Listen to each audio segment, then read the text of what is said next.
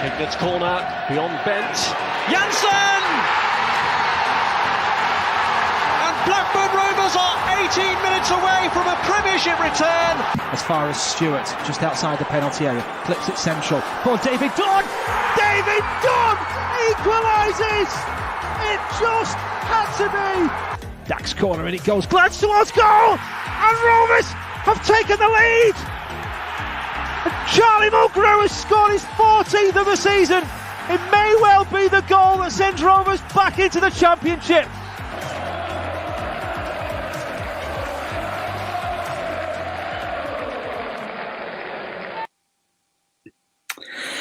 Hello, and welcome back to our live streams. It feels like a very long time since we were sat here ready to go, and it feels like a long time since we've spoken to so many of you. So do join us for the next hour. We're going to be getting ready for Blackburn's home fixture against Stoke at Ewood Park.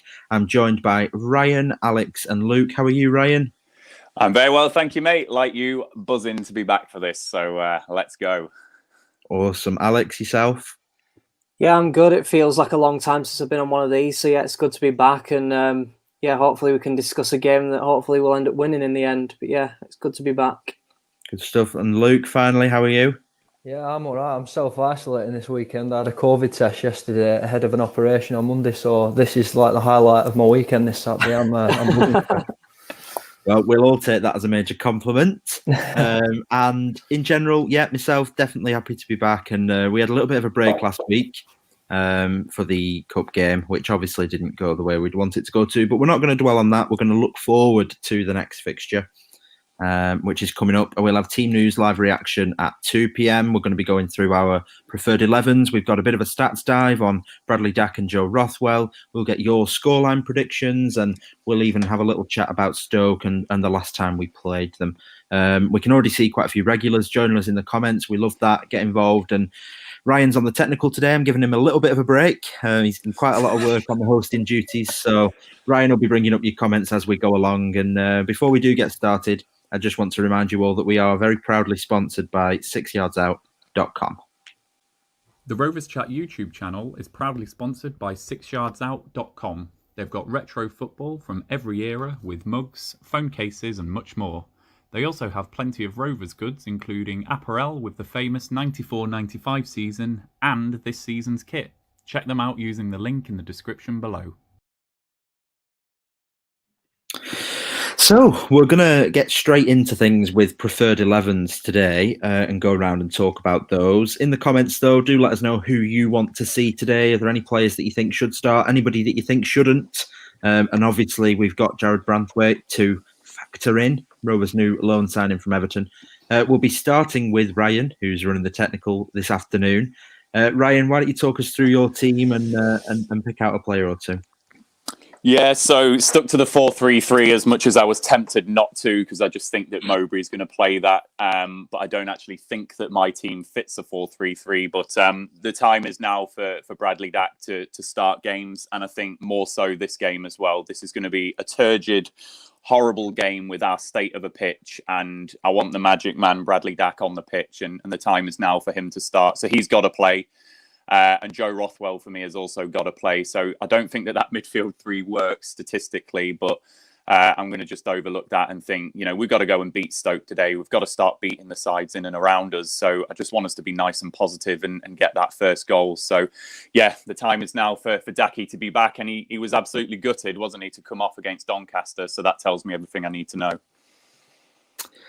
Yeah, it's an interesting one. I think, obviously, the Doncaster game was definitely hampered by the pitch. I'm definitely going to be interested to see how the pitch looks today. What do you think Bradley brings to the side when he does play, whatever position he's in? Yeah, well, he's the talisman, isn't he? He gets everyone going in and around him. I want him now. He's got this new contract to start driving the standards up in the team. He needs to be saying in that dressing room, I've signed this new contract. I could go somewhere else. I expect better. I want better. And that's what I want him to start doing. That's the role I want for Bradley Dack in this side. But he's infectious, isn't he? He drives everyone in that team. And if we are 1-0 down or it's 0-0 or whatever, I think he's the man who we're relying on the pitch just for that little moment of magic, that little cute pass, that little something from nothing. That's what he brings to the side. Yeah, we've got a few comments in already, and some positive ones towards yourself, Ryan. 100% agree with you on that starting 11, says Gareth Devlin. L. Scotty says that's the team that he went for. Ollie James with a comment there, Downing at left back, please. I'll just quickly come to Luke on this. What do you think? Do you think Downing can slot in that left back role? Yeah, I've said it quite some time now, actually. I think he, and I likened him to sort of a James Milner, an aging player that's got a good head on him. He's a very sensible footballer, clever with the ball, very able, technical, and he hasn't particularly lost any pace. So I think he'd be quite capable at slotting in at left back, in my opinion. Well, so with you, Luke, we'll move on to your team next. If you want to talk us through what you'd want to see today. So it's much the same, actually, as what Ryan went with there. The only difference you'll see is Lewis Holtby, which is why I'm going to concentrate on him, actually. I think he's a player that we've particularly missed in recent games. I think he's got quite a very obvious technical ability, very similar to Stuart Downing, actually. He can pick a pass. He's efficient. He's got that bit of German in him in terms of the efficiency. Recycles the ball quite positively, I think. I think we've missed that link up. I think now that we've got Lewis Travis back, that reliability to just clean up and offer some rigidity, let's say, in front of the back four defensively. I think it gives Lewis Holtby a little bit more freedom then to link up sort of defence and attack and be a bit more of a like I say, a fill in that void in the midfield area. And he's got obvious abilities. He's had you look at his assist stats from his time in Germany with Schalke, Hamburg, Mainz, for example. He's always got assists wherever he's been, but I particularly I've liked seeing him a little bit deeper this season.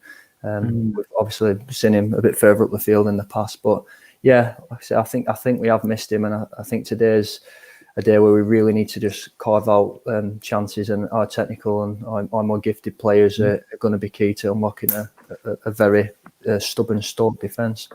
I think we've got a few comments on that kind of Dak Holtby debate. John Browning can't see Dak starting, and also a comment nodding to Mowbray's comments from Leap Year Man saying he's only 70% fit, but agreeing that we do need Dak's creativity today. Gareth Devlin, hope he's gone off the boil since his haircut.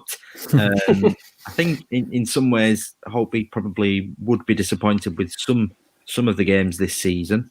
But yeah, and as Leap Me a Man points out there, Holtby technically good and at keeping the ball, but perhaps doesn't give us enough in that final third. I think Bradley Dack 1-on-1, Fox in the box, set pieces. It's just another goal threat maybe.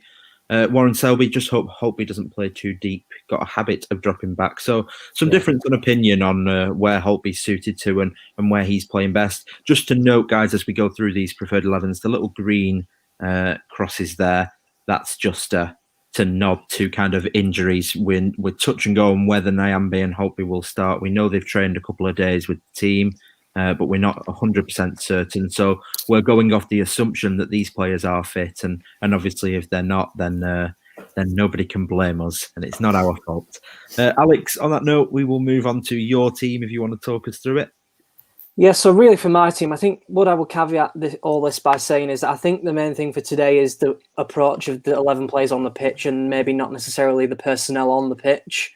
I think certainly since, we've got players coming back from injury and the squad's kind of got a bit bigger, certainly recently, I think there's many players that could go into that team that I've picked and do a similarly good job if they approach the game in the right way. So I just wanted to caveat that really. But I think obviously the elephant in the room is Branthwaite. We've not seen him play yet. It's his first game as well. I have to confess I know very little about him. He's played, I think it's 13 senior games at first team level. I think 9 at Carlisle and 4 at Everton, so it's not very many at all.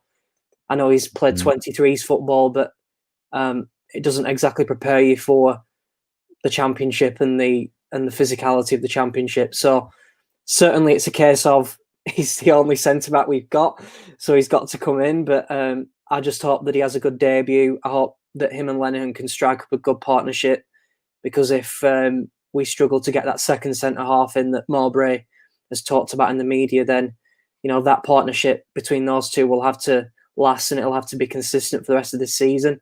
I hope that he can start communicating well with Kaminski. But I think the important thing to note is that he's as young, really, as Harvey Elliott and Tyree Stolen. He's sort of in that age category. And so I think we've got to remember that today. We're talking about a very, very young player here. It's not like a 22-year-old here. It's a very, very young footballer. And it'll be his first taste of the Championship. So, let's not get on his back. Yeah. Let's let him get in the team. Let's let him get used to his teammates, because let's not forget he's probably only had 2 or 3 days training as well. So it's all a bit new for him on a bit of a dodgy pitch, as Ryan said. If his game's passing out of the back, that could be upset slightly by the pitch. So all these factors have got to be taken into account, and we just got to leave him be for a few weeks, let him settle into the side, and let's hope that he can produce a similar performance level to some of the other young players that have broken through this season.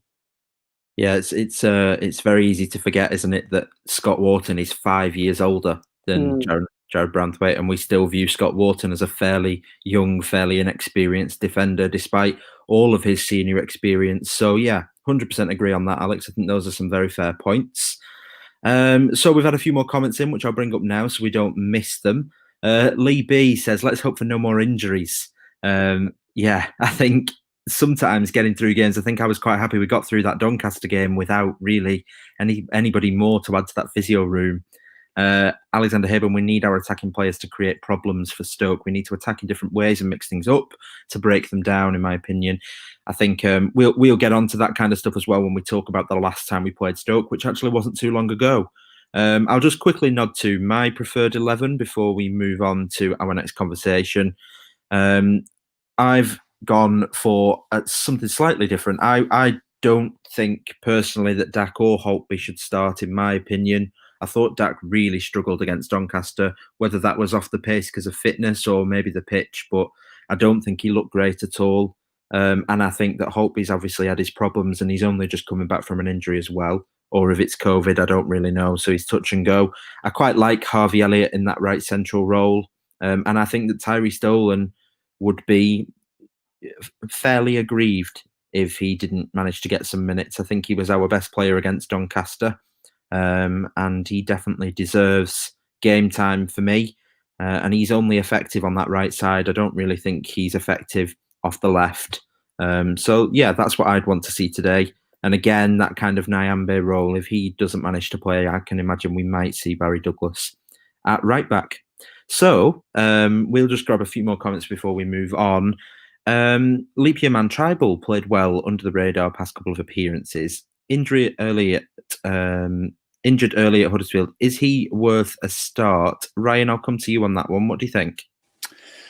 I think the sides that we're all presenting are the sides that Mowbray's not going to pick. I can see it being Travis and Johnson or Travis and Tribal, actually, if we're being realistic. But these are obviously just our preferred 11. So if we're thinking about that with Mowbray going for 2 defensively minded players, I think Tribal absolutely has earned a start in that respect. I think against Huddersfield, he really showed that he was going to be the deepest lying midfielder. He was telling the likes of Johnson and Rothwell to get out of that area. He was like, I'm going to get the ball, you go up there. And when he went off, I think that's where it started to unravel a little bit for us, actually. So when I did speak to the Norwich fans before the season, they described him as a bit of a metronome. He's that one that gets the ball, then gets it away. And I do think we miss that a little bit at times. And if we think about what we want from Lewis Travis, that all-action display, actually having someone like Tribal that's just going to do that no-frills stuff is useful for him as well, isn't it?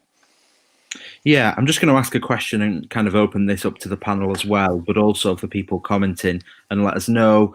Do you think that Bradley Johnson could feel aggrieved by not getting into the team, whether that's in midfield or not, given how admirably he has played in that centre-back role? And how much experience he has? Do you think he would feel aggrieved if Tribal started ahead of him or a Davenport? And Luke, Alex, I'll kind of open this up to you and see if we get any comments on that as well. Luke? I think it would, especially if you go back to that first month of the season, and he goes and gets player of the month. It was phenomenal in the early couple of months. Obviously, things have been slightly different since then.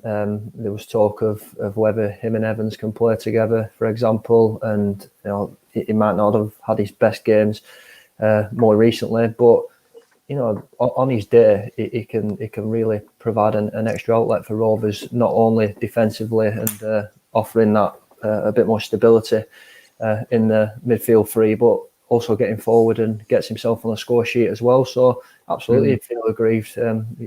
He's a good player on his day and a quality championship player that's been around and proved it at different clubs now. A few comments on this one. Michael Pearson, I think Johnson will start. Lee B, yes, he's given everything the last few games for us, played better than last season. Dizzy Thumbs, yes, he played the early season well, but only in the middle, please. Leap Year Man, Johnson's looked tired of late, needs a rest. A good player to close out the game from the bench too. And El Scotti, I think it'll be Tribal and Johnson with Rothwell. Alex, I'll just give you a quick mention on that one. What's your thoughts on Bradley Johnson? Do you think he's deserved to continue his place in the side? He deserves to continue his place in the side if he's the only defensive midfielder that Mowbray picks. I think the interesting thing to note from our teams is it's not us trying to second guess what Mowbray's going to do. It's what we would do if we were in the dugout. And just, I think everyone in the comments will be thanking the lucky stars that we're not in the dugout, but nonetheless, because it won't go too well, I don't think. But nonetheless, I think we know what works well with the 4-3-3. It's when you have one defensive midfielder, one person that can link midfield and attack and one person that can pick a pass out. And we know that works well with the 4-3-3. So I think it would be daft from Mowbray to pick two defensive midfielders, and I still think he might do so, if I'm being honest with you. If the reason I'd pick Travis in my team is if I had to pick one defensive midfielder, as I just said, I'm not going to contradict myself in 2 seconds, but if I had to pick one defensive midfielder, it would always be Travis for me. He's a lot younger. I just prefer him as a player, if I'm being honest with you. It's not a slight on Bradley Johnson at all. I think he's been, he's been an admirable servant at centre-half in a bit of a crisis period. And as Luke said, he filled in very well at the start of the season. So, yeah, no issues for me for Johnson sitting in on his own, but not with another defensive midfielder. So Alexander Haben, bit harsh on Johnson if he doesn't play. Michael Pearson feeling we'll start with Johnson ahead of Rothwell. FM Works, does Travis and Johnson work? A bit like a Gerrard Lampard on a different level, of course. Alexander Haben, Johnson as a defensive midfielder, Travis is a box-to-box midfielder, maybe. Ryan Lambert, I don't think it's a game for Trav today. As before, can't see Stoke coming for us. It's an interesting debate, definitely. And I think, obviously, the win over Birmingham, we saw Travis and Davenport operate as a double pivot. And it worked to an extent against that kind of side. And I think perhaps Davenport and Travis definitely possess a kind of interception, aggression style game that maybe Tom Tribal and Bradley Johnson don't really have to the same youthful extent that we saw there. So it'd be interesting to see. I think for me, if there was going to be a double pivot, I would like to see Davenport with Travis again. They work quite well together. So we're going to move on to our next discussion point now. First discussion point of the day. And we're going to talk about that man, Bradley Dack. And Ryan, you've got a graphic that you're going to bring up for us from the Rovers Analytics account, which I'll just quickly talk through. So this went out yesterday. So effectively, we've got Tyrese Dolan, Joe Rothwell, John Buckley, Harvey Elliott, and Bradley Dack here. And I'll try and talk through this. It is a bit of a complicated one, but up on the left, we've got dribbles per 90. So the higher the shape for the player, then the more dribbles they're attempting per game. The success rate of those dribbles is shown by the size of the square. So Tyrese Dolan, for example, attempts more dribbles than any other player in our team, but he has the lowest success rate because he attempts more. And then Bradley Dack attempts the least, but has one of the higher success rates. And then we've also got a circle there for progressive runs, where the larger the circle diameter, the more of those runs that are progressive and actually moving us forward and achieving things on the pitch. So I look at that straight away, and those middle three players, but most especially Joe Rothwell and Harvey Elliott, are definitely bringing the bags. And for me, I think there's definitely somewhere to go before Bradley Dack is achieving what they're achieving in our midfield. Obviously, he's not played as much game time this year, so there's a lot less sample size for his data. So I'll just quickly come back round again. Ryan, when you look at this, is there anything that you see, anything that stands out to you? Yeah, there is, and I think it shows that Bradley Dack is not the player who we're relying on to do the dribbling up the pitch or do those progressive runs, and that's never the player he's been either. When you think about Danny Graham up top and Dack getting off him, what we need to do with this side, Dack needs to be timing his runs, ghosting his runs, being that player that gets in and around the box at the right point, a la Frank Lampard and the success he had in his Premier League career. So really interesting stats, because it shows also that Joe Rothwell could be the man to do that, to kind of take the attention of the team away from Bradley Dack, and then he can just go and get involved at the right point. So yeah, absolutely screaming out to me that whatever formation we end up with, whether it's 4-3-3, whether it's box or whatever, it's got to be a system that allows Dack to get in the box at the right time, because that's where he's got his goals for Blackburn Rovers. Yeah, absolutely. And the next graphic that we've got here just isolates Joe Rothwell a little bit and kind of looks at his last 3 seasons at the club. And you'll see, and this is what Leap Year Man kind of pointed to in the comments as well, is that it's not about having more dribbles. I think Tyrese Dolan obviously attempts a lot of dribbles in a game, but sometimes, like you can see here, the progression can actually be knowing when to dribble. And when to attempt things and to try the ludicrous. And I think Joe Rothwell has kind of, over a 3-year period, really relaxed down how many attempts he makes, and he makes those runs when those runs are needed, if that makes sense. And obviously, as you can see here, the darker the colour on these circles is the more progressive those runs are. So that 2020-21 column really highlights an improvement for Joe Rothwell whilst having less attempts at running down the pitch. I think definitely that's something Tyrese Dolan will want to learn from. Do you think that, having looked at this kind of data here, that Joe Rothwell has to start in this system? And Alex, I'll come to you first on that. I think with Joe Rothwell, it's one of those just conundrums that I think we just keep coming back to. He's I don't think he's a player that we've ever really worked out. It always seems like he goes on a good run of form and then he drops off a bit, and then he, is a bit anonymous for 5 or 6 games, and he goes on another good run. So it's always been a bit inconsistent with Joe. I think, as you just said on that graphic, it's timing what you do, isn't it? It's not the sheer amount attempted. And I think when we look back, probably to his first season, it was more that he was running into crowds of players, like a bit of a headless chicken. But I think as he's got more used to the Championship, let's not forget, he was recruited from League One.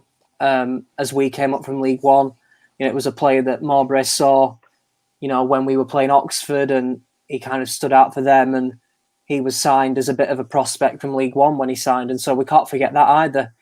He came up with us from League One, and therefore he's had to adapt just like the rest of the players have. And I think you've seen over the course of, the seasons that he's been with us, that I think he's just been a bit more efficient, as Luke was saying before about Holtby, just being a bit more efficient. I think you've seen that as Rothwell's played a bit more in the team and has got more game time and got more starts, is that he knows when to conserve his energy and when to use his energy. And I think that's why you're seeing such a big difference this season. It would be really easy, wouldn't it, to look at the goals that he scored at Brentford and who was the home one? Wednesday. Wednesday. It'd be really easy to look at those 2 goals and say, well, why can't you do that every game?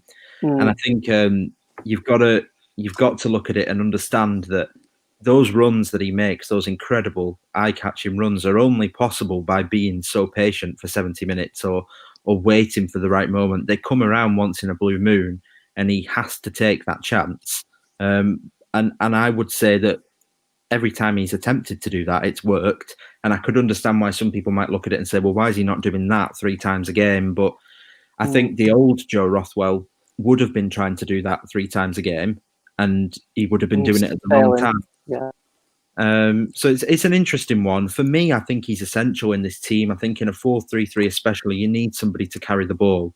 And when he's not available, a player like Elliott, for me, has to drop into his role as the secondary option, because the likes of Dak and Buckley and some of our other creative midfielders like Holtby, they just don't have that raw pace that Joe Rothwell has when moving with the ball, I think. Do you think it's a fair comment, though, to say that he should still be getting more goals, Luke? Yeah and no.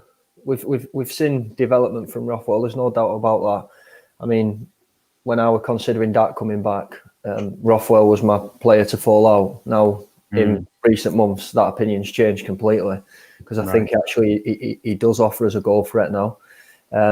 But he offers us a different type of goal threat. When things are going particularly well, we play for Adam Armstrong and, maybe play down the wings, get the balls into Heimer, and he gets the goals. But when things aren't going quite well in that respect, you need a player like Joe Rothwell to, like you say, pick his moment, pick the ball up, run at a defence, and give us a different threat in front of goal. Obviously, it shows with our goal stats that Armstrong is our major goal threat. It goes without saying, but I think when you look at Rothwell, he will get more goals. There's no doubt about that, especially playing the way he is. I don't think he's a player that should drop out of this side because of how different he is as a player and what he offers us that's so different to the other players. Because he's not a winger by all means. He's not a Tyrese Dolan that's going to, like say, attempt them dribbles. And obviously Tyrese will get a little bit more experienced and pick his times. But for a player like Tyrese Dolan, he's going to drive because he's a winger, and that's what he'll do. But Rothwell's very different, and I think he offers us so much more than just goals. But a goal threat he is at the right times in games for me. There's a comment here from Alexander Haben. I think Rothwell relies on making runs, but he needs space to do that. Stoke may not allow him that space. He needs to add something extra in a game like this. He needs to be extra clever today, and I think that's a very good comment, actually. I think unfortunately for Rothwell, quite a lot of Championship teams don't allow that space. I think Sheffield Wednesday will be especially disappointed with the goal he scored against them, because they are a side that don't really want to allow you that space in midfield. Brentford will probably feel less aggrieved, because I do think that they put less men behind the ball and do kind of like a game to be a bit more open. So I think they'll be a little bit less upset about that goal. But yeah, definitely Sheffield Wednesday and Stoke will be well aware of what he offers and be doing everything they can to stop that. And just quickly, before we do move on to talking about Stoke in a bit more detail, I'll just go through some of our other comments. Callum Robinson, also in the previous 2 seasons, he was coming on more as a sub, running around to try and make an impact, rushing things, whereas he's started more now. Definitely. I would agree with that. I don't know about the rest of the panel. Nod, shake of the head. I think we all pretty... Yeah, I agree completely with that. El Scotty, think the change of position has helped him? Yeah, Ryan, were you ever a fan of him on the wing? No, and that's the thing I've really liked about him this season. I think this is his best impact for the side, getting that ball from deep, doing that little turn, that little cute thing in the central midfield area, just to find that space and get us on our way. So I think the change of position has helped in that sense, definitely. Yeah, definitely. Levy man, not many players with his attributes in the league, let alone our team. Yeah, definitely a very unique player for me. And the stats kind of show that as well. I know not everybody's into the stats, but definitely the data backs up that comment too. Alexander Haben, Rothwell can be very useful, but his passing also has to be on point. And I think that comes down to the entire system as well for me. And Alex, I'll come to you on this one. I think with the way we play, nobody can afford really to be misplacing any passes and taking any poor touches, because we're almost meticulously building our way up the pitch. And if one of those passes isn't right, the whole kind of attempt at moving forward has failed, and we've got to go back again and try again. Do you feel that way? Absolutely, and I think we also see that in the goals that we've conceded at certain points. I look back to the Reading game at home, giving the ball away in bad areas, conceding goals. Even when we look back to the cup game on Saturday, it's misplaced passing in the build-up that costs us our goals. So it's very rare that we're carved open with the way that we're playing at the minute. It's normally our own inflicted mistakes. And I think what it requires from all players, not just Rothwell, obviously, but all players, is a bit of bravery, to be honest with you.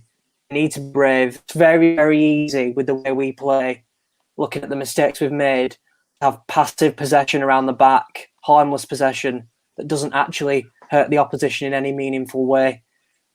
That requires a bit of bravery. And I know that the pitch isn't great, and I know that it's difficult when that surface is so bad to be brave and to, pass at pace and to take the risky pass.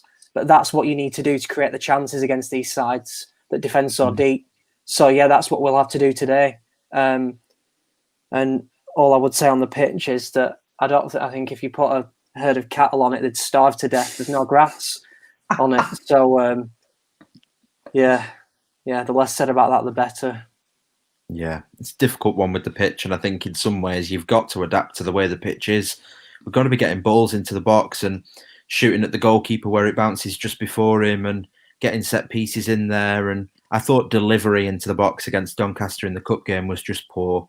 I think Downing... It's been all poor all season, hasn't it? Bell, especially from that left side, Downing, Bell and Brereton in that game, the delivery into the box was just poor. We didn't beat the first man once. And I think if you can make that ball bounce once, twice in that box, anything can happen on a poor pitch like that. Thinking back to League One, when we played Wigan at home, when they equalised, just get a ball into the box and it bounces in front of the goalkeeper. And especially on a pitch like that, you just don't know what's going to happen. And I think that's what we've got to do, especially against teams like Stoke that are going to put bodies in the box. Anywhere can go. And Callum Robinson says, Joe, be careful what you wish for, because it will be Galley starting up top. I think in some ways, though, if that delivery was there and we were putting balls into the box and Tyrese Doan and Harvey Elliott and Ben Brereton and Barry Douglas were all clipping balls into the box 15 times a half, I think it would be a game for Sam Gallagher. But because we don't get the ball in, it's just not happening. Blackpool Pleasure Beach just seen a better playing surface than our pitch. Michael Pearson, Doncaster, just dreadful, no pattern. Yeah, I said at the beginning we wouldn't mention it too much, so I'll move away from it. Sorry, that was my fault. Right, okay, so before we move on to live team news reaction, which will be coming in around 10 minutes' time, where we will potentially lose Ryan for a minute whilst he gets the ticker going. We'll see what happens there, but he might go black, we'll see. We will just quickly talk about Stoke and the last time we played them. And Luke, I'll come to you first on this one and work my way back up to Ryan. Obviously, we played them quite recently. Didn't get the result we wanted. What went wrong in that game and what have we got to do today? Score the first goal. Simple as that. I think what happened there is obviously we were a little bit nervy at the back with Johnson starting for the first time. I don't think it was particularly a mistake as such. You wouldn't hammer him for the goal, for Nick Powell's goal, but he's not a centre half, simple as that. So when balls come into the box like that, positioning, just general experience as a centre back would have maybe got him out of jail there, but just unfortunate really. And then a typical Stoke performance, a typical O'Neill performance. They put 11 men behind the ball for the rest of the game. We had shot after shot after shot on goal, and it just didn't work out. We just couldn't find the goal. I think we just played into Stoke's hands that day. If we'd have got a goal, we'd have gone on to win that game. There's no doubt about it. They were playing for a draw, in my opinion. But they got the early goal, and that allowed them then to almost then hold out for a win. So I think this game can be very different today if we get an early goal. Because I don't think they're a side that have any success in chasing games. You saw that in the cup game against Leicester. As soon as Leicester got a goal, they got 2, 3, and then finally 4, of course. So we've got that opportunity. And as Leap Year man says there, that's an interesting stat that I saw earlier on, that we've actually had 133 shots on target, which that's phenomenal, really. And I think that's why. Some of us guys on the streams have been harping on about how excited we are with Rovers this season. Needless to say, we haven't had the results, but we're excited to watch now, and we are getting shots on target. Our conversion's just got to be better, and if we turn one of them shots on target today into a goal early, then I think we can go on and change the result that we had at the Bet365. A scary stat, which I have stolen from our good friends over at BRFCS, a really scary one, is that Stoke haven't conceded a goal away from home since early November. They're 60 seconds away from beating their previous club record without an away goal conceded in 540 minutes. It's going to have to be a quick goal then, isn't it? Yeah. So, Yeah, Alex, let's sort one of the. Sorry, go on, mate. I said, let's sort one of the players takes their eye off the ball at kickoff and the ball bounces off the heel and goes in the back of the net. That would work quite well, I think. Yeah, I think with that stat in mind, I mean they don't concede many anyway, but to have not conceded an away goal since early November, it's pretty scary, isn't it? Because we know exactly what to expect today, and we can't affect it in any way, can we? Does that leave you going into this game with a real pessimism? Alex, I wouldn't say pessimism, actually. I'm not too pessimistic about the game. I think what I would say is that I've listened to Mowbray's comments in the media this week, and he said that with his eyes looking at the team, that he looks forward to managing the team and feels that we've made progress. And I would say that you look at those shots on target stats and you'd undoubtedly say in some areas of the game we have. But then when you just had a quick look at some of the away games we played this season in comparison to maybe Stoke's away record. So Stoke have only lost 2 away games this season. We've already lost 6. So that gives you a bit of an indication of the difference in style between the teams. We are willing to lose games in pursuit of that sexy football that we've all talked about this season. And I think, you look at the league table, Stoke are above us in the league. That at the minute, Stoke are doing a better job than we are with the style of play that they're playing. So we can talk about, how well we've played, but when a team that is that defensively minded is above us in the table, let's not forget they finished below us last season.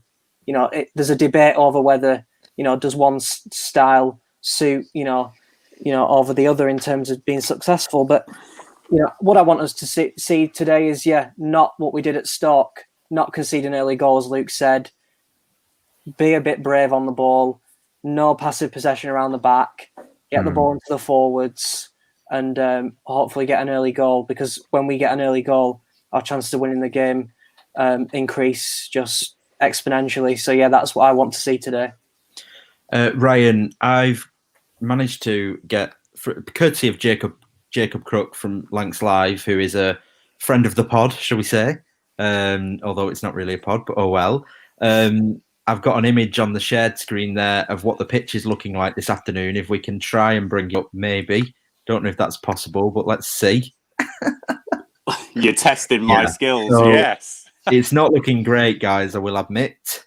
It looks just as bad as it looked against Doncaster, especially in the Darwen end half of the pitch there. So, and Ryan, I am going to come to you on this one.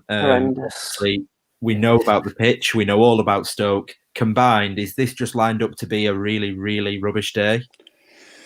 I think so. I did on the other side last night with the Stoke fan, and their season has really rotated on Tyrese Campbell. So they're actually scoring quite a few goals and playing a bit more fluid before the Tyrese Campbell injury. And he's been a huge miss for them, which has forced them into this more defensive style that you would associate with Michael O'Neill and Northern Ireland. So they've had to go that way. And it was really fascinating doing the stats research ahead of on the other side last night, because, you've referenced that they've not conceded away from home, for however many minutes that was. There's actually only been 14 goals for and against in all of Stoke's away games this season. So they are clearly going away from home to keep it tight, not lose the game first and maybe try and nick something. I think the only difference we might see today, if Rovers do get that early goal or it is 0-0 going deeper into the game, they've made 2 key signings for them, I think, to address this Tyrese Campbell injury. One is Rabbi Matondo on loan from Stoke, and the other Jack Clark on loan from Schalke, and Jack Clark on loan from Spurs. Both of those are going to bring pace, dribbling, directness back to that Stoke side.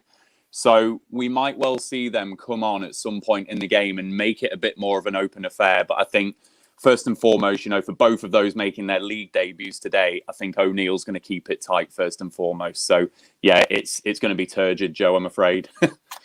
Yeah, and we didn't ask permission from Jacob to use that pitch there, but we're sure he won't mind. And seeing as we've used this picture, we will nod to the fact that I'm sure he'll be live tweeting the game and stuff on behalf of Lancs Live, and people should check out his stuff. And he was very kind to join us for the Christmas stuff we did this year, and that was a real big success. So awesome stuff. And we've also mentioned the BRFCS lot today. We're being really nice today, aren't we? We're spreading around that love and cheer. Now, Ryan, as we approach that 2:00 mark, we prepare for losing you to the blackness. I'll try not to. The rolling ticker going. So if we do lose Ryan, then we do lose him. And once we've got a few minutes, I'll just kind of bring Alex and Luke back round, and we'll just go through some of the comments and see if there's anything there. Alexander Haben says we might need a well-worked set-piece routine to score. Luke, on that note, would you say that we're not effective enough from corners, especially? No, we're not. We're absolutely not. And I was hoping that when we brought in Barry Douglas, that'd all change. It hasn't yet, but I think, my hope is that with Bramthwaite on his right shoulder now, hopefully he'll get a bit more confidence defensively and allow him to maybe show us Rovers fans what we've been missing in terms of his ability to find a cross, find a pass, which he's shown it on occasion, just not reliably enough. And I think he's got this little chimp on his shoulder, maybe that's just gnawing away at him in terms of the defensive side of things, and the worry that actually I could get found out here if I'm not careful and I haven't got someone to be reliable alongside me. So I think we might actually see some better chances, some better deliveries from set pieces from Barry Douglas. Now I think this is the beginning of the end of his poor performances, and hopefully we'll see a bit more of what he can do. Yeah, I mean, Alex, I'll let you answer this one. Do you think that our lack of set piece potency comes from the set piece delivery, or the fact that really the only threat on the end of it that we've had is Lenihan, and he's not even 6 foot tall? I think it's both. I think the delivery's not been good enough. I think, as you were alluding to, Joe, we've had occasions where we've not had a corner that's beat the first man. And then on other games, we've had gilt-edged chances that have cost us games. Daniel Ayala at Bristol City, 0-0 game all the way through, and we miss a gilt-edged chance from a corner. Darragh Lenihan missing chances at Watford, a great chance from a header. So we've missed chances as well, because how on earth have we got the highest number of shots on target and that we're 11th in the division? It doesn't make much sense. We must have missed a lot on the way, and we have. So what I would say is that the set pieces make a difference in the games that are 0-0, as Ryan said, going into that second half. Can you just get that goal from a corner? Can you just get a penalty somewhere along the line? I can't remember the last time we scored a direct free kick. I'd like someone to tell me the last direct free kick we scored. Probably Holtby, beginning of the season in the Cup. Yeah, in a league game even. Like, when was the last time we scored a direct free kick? I can't remember. And these are the things that make the difference in the tight games. These set-piece goals are the goals that make the difference. And I think the reason we've blanked in so many first halves this season is because we've not nicked those goals from set plays, which we have done in the past. And I hope, obviously, that changes. So we've now got team news, which I'm sure that Ryan is working on in the background to get on a banner. Doing the banner. We haven't lost into the darkness, which is quite a good start. It is more ominous than it actually is. So lineup, which we will bring up on the screen, but I will read out for you now. In goal, Thomas Kaminski. At right back, Ryan Nyambe is here and is starting. Darragh Lenihan captaining the side. Branthwaite does make his debut alongside him at left centre back. Barry Douglas is chosen for the left back role. Bradley Johnson and Lewis Travis, probably most likely a double pivot in midfield. Elliott and Dak in a box, probably ahead of them. Elliott and Rothwell probably ahead of them, and Dak and Armstrong in those forward roles, I would imagine. We could see, based off those names, a reversion back to that 4-2-3-1 with players wide and Dak in the hole. We could see a 4-3-3. El Scotty's alluded to it there as well. I would say, in general, the personnel-wise, I think that's a team that I'm fairly happy with. Luke, I'll come to you first whilst we let Ryan do the technical stuff. What do you think to that team as a first reaction, Luke? I'm happy with that. I think we've got talented individuals on the football field there. I don't think we're going to be too reliant on a particular system in that game. Oh yeah, that's actually a good point. There's no Brereton in that formation in that starting 11. So that's a big loss there. Actually, he's on the bench, so we'll see him come off. But yeah, in terms of the personnel that are on the field, very happy. Like I say, won't be too reliant on any single formation. I think it allows us to be fluid, allows us to adapt to the game. Maybe set up to begin with just to see how Stoke are, and we can be quite proactive and reactive throughout them 90 minutes with the personnel that we've got on. I think actually, given the players on the field, it gives Dak the opportunity to have a little bit of freedom. So we might see some of the best of Bradley Dak come back today, hopefully. And I know he's not fit, and that's putting a lot of pressure on his shoulders. But I think to have that freedom and have that opportunity, we'll potentially see a good performance from Bradley Dak today. Alex, Travis and Johnson both start. We had a little bit of a conversation about that earlier. Probably the most disappointing thing about that lineup, do you think? I think so. I think we've spoken long and long and extensively about how do we break these teams down. How do we win a game against a team above us in the table? So I think that is disappointing. I think the biggest concern, as you say, Joe, is not the 11 that he's picked, because I think it's quite a good 11. It's possibly one of the strongest 11s he could have picked, but it's where they're going to be playing on the pitch. We've just spoken about Rothwell, how he's just come on so much in that midfield three. Is he going to be shunted out to the left again in a 4-2-3-1? We've just spoken about that and how that doesn't suit him. Is this to accommodate Dak back in the number 10 role? So there's so many unanswered questions from that lineup about where players are going to be playing that really I'd have to judge it at kick-off when I see that the team is being set up to play. But certainly the 11 players aren't players. It's just my concern is over the positions and where they'll be playing and in what system they'll be playing in. Yeah, a few nods to the bench with no defensive cover there and no Bell in the squad in general. Definitely an interesting one. It'll probably come out that that's COVID or injury related, I'm sure, because I don't think Mowbray would leave Bell out for no reason at all. Alexander Hibbert says, why no Brereton? He could cause Stoke problems. Ryan, for me, I thought Brereton really struggled against Doncaster and didn't look himself. Do you think it's a break he might need? Yeah, I think so. It's always hard for a player coming back from injury, and again, just feel so sorry for him that he had all that momentum in the early part of the season and one of the first names on the team sheet, and then he's coming back into a couple of difficult games, isn't he? And the state of our pitch as well. So I think this side shows me that Mowbray now is going to be trying to find that right formation, that right balance of personnel to get Bradley Dak into this side. And sadly for Brereton, he's probably a casualty of that today. Because I'm absolutely not surprised to see Johnson and Travis both in the same side. I alluded to it earlier that that's the way I thought Mowbray would go, and my 4-3-3 formation was wishful thinking, really.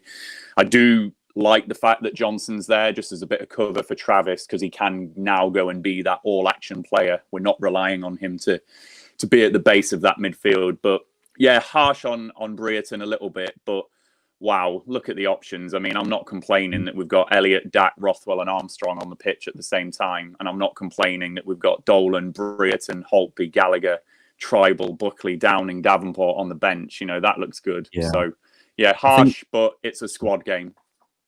One possibility, and it's probably not a possibility that would excite any of us, is that what we're actually going to see here is a 4-3-3, Dak through the middle in this false nine role, Armstrong off the left, Elliott off the right, Travis, Johnson and Rothwell in midfield. In some ways, I do actually think that's the most likely outcome here. I really can't see Rothwell going back out to the wing. The box is also an outcome that we could see. Travis and Johnson deep, Rothwell and Elliott ahead of them. and then Dak and Armstrong kind of up front and Dak in kind of that half space role. But I would imagine we're going to see Dak through the middle and Armstrong shunted back out to the left, which for me isn't something I want to see. And just to buy a nod or a shake, I don't know about you guys, would we want to see Dak through the middle? I don't like that false nine.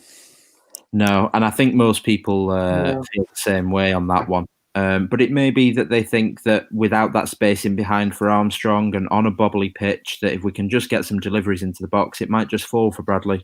We saw him miss a gilt-edged chance against Doncaster that's, just come out off a save from the goalkeeper and, bouncing down. He is a fox in the box. He is in the right place at the right time. So it's good that Dak's on the pitch, I think. And I would agree with Alexander Haben. I think Doan definitely can feel aggrieved. I think he did a lot in the last game. He hasn't really put many feet wrong. I think he definitely deserved minutes, and I'm hoping that he can get on. One thing I'll just quickly nod to as well before we move on to score predictions, and I hope that you guys agree with me. Let me know if you don't. But I think that having Brereton and Doan on the bench, they are two very good impact subs to bring on. I think they do offer something a bit different if they can come onto the pitch. And finally, Sam Gallagher doesn't start, which is actually quite rare. Do you think that's a statement from Mowbray, Alex? Do I really know if it's a statement or not? I think with Mowbray, I think what you've seen lately is, in my opinion, a bit of an over tendency to kind of tinker really with it, especially during matches. I think it's probably just because he's desperate for things to work, and there's no doubt about that. And I think what you've seen is a bit of that. We talk about being fluid and trying to create chances, but there does have to be a bit of structure there. And I think overhauling the midfield in practically every game that we've played since the 5 sub rule came in, I don't think it's helped us at times just with that continuity. Do I think he's dropped Gallagher? Possibly. But then I think Gallagher's been in and out of the team quite a lot since he's been at Rovers, really. He's never really had what I would call a consistent run of games in the team every week. So I would just say it's part of the course, to be honest with you. Some positive news from Rich Sharp. Asked the manager on Thursday, and he said Dak as a false nine was just for Doncaster and to fit around the players he wanted to select for that game. So that seems to be a comment that says we won't see Dak as a false nine today, which is a good thing, I think. And I would say if we're not going to see that, then the most likely outcome is that system we saw against Brentford with Rothwell and Elliott behind Dak and Armstrong, with Johnson and Travis behind them, almost a 4-2-2-2, if that makes sense. Just quickly to nod to the Stoke side, and I'm going to attempt to say all these names. However, some of them I might mess up. I'm going to start with the goalkeeper, Bursic. I might be saying that right, I might not be. Collins, Suter, Chester, Norrington, Davis, Mikel, Allen, Thompson, Brown, Powell, and Matondo, the player that Ryan alluded to. Now, Ryan, you've done the other side. Is that a team that we were expecting? Is there anybody not included there? I see Tom Ince on the bench, Sam Klukas, Sam Vokes on the bench as well. Is there anybody there that you were expecting to start for them? Probably Sam Klukas. Klukas is a player that's played well for them for a couple of years now, I think, and Harvey mentioned it yesterday. But they were really waxing lyrical about Joe Allen yesterday. Harvey was. Joe Allen's had a really long-term injury, and apparently he's just come back as if he was never injured. So I think that's a really key battle today. Mikel and Allen versus Johnson and Travis is going to be a really interesting battle on this pitch, I think.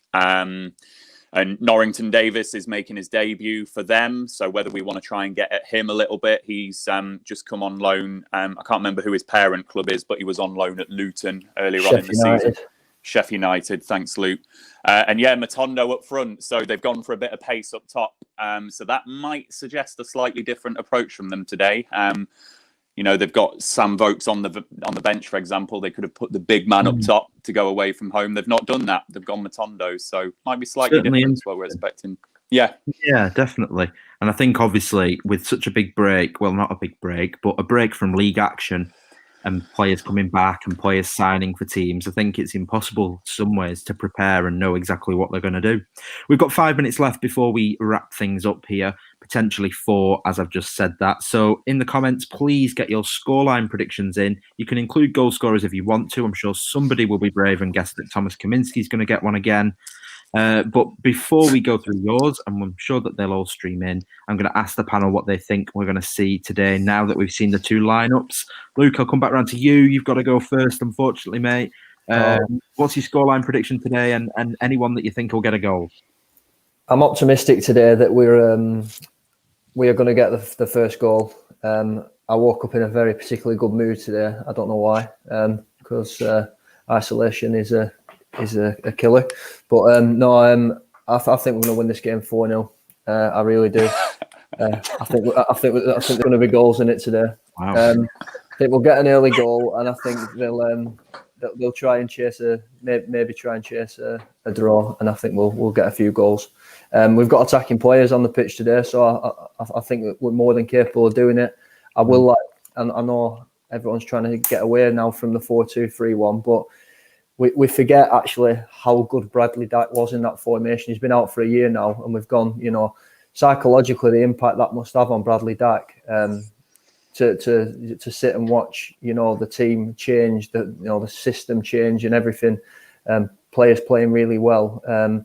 I think we need to actually get the best out of Bradley Dack today, and maybe get his confidence back a little bit and let him, see how he fits back into this team. And I don't know. I'm just going to try and be optimistic on this one. Lee B's going optimistic as well, 7-2. Warren Selby 1 Dack. Andy Morrison 0-1. A little bit more negative there, but I don't blame you. Leapian Man 2-1 Rovers. We need this badly to start a crucial stretch in our season. Kevin Bradshaw, as said last night, tight 2-1 Rovers. Armstrong 84th minute win. I tell you what, that's specific. If that comes in, we'll have to nod back to that one, Kevin. 1-0 Armstrong penalty from Lewis Hodkinson Tacey. Gosh, that was a mouthful for me. Sorry if I butcher your names, guys. L. Scotty, excuse me, Luke.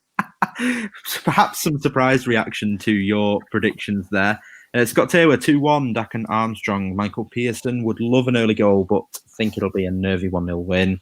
Warren Selby's laughing at you as well, Luke. I get laughed at a lot.